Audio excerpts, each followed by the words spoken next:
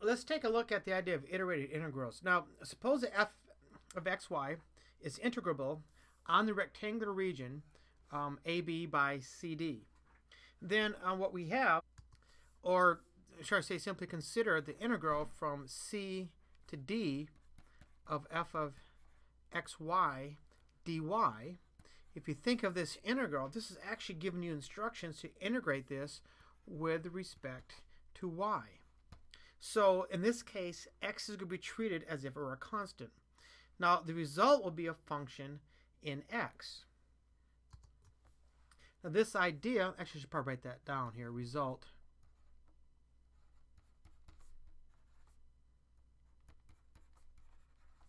will be a function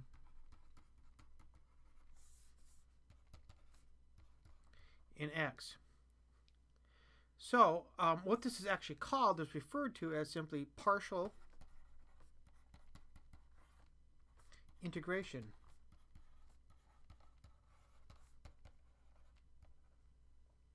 So I'm going to say then that a of x, I'm thinking of this as the area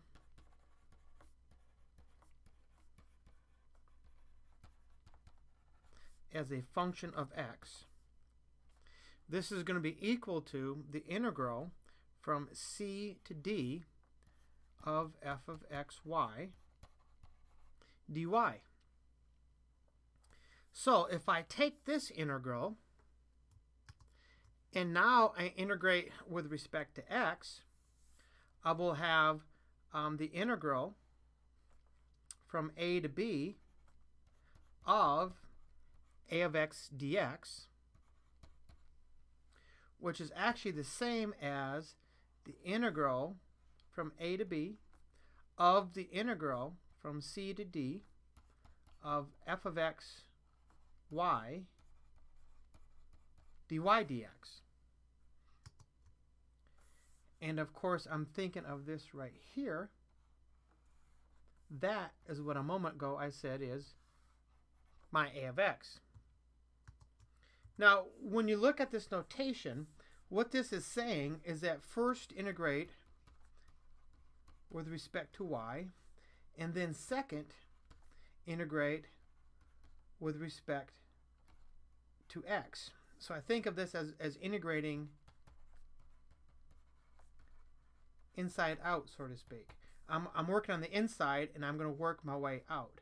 First with respect to y, and then with respect to x. These bounds are with respect to y. These bounds will be with respect to x. Now this integral, which we would not write with these brackets. We would simply write this as a to b, c to d, f of xy dy dx. This is actually known as an iterated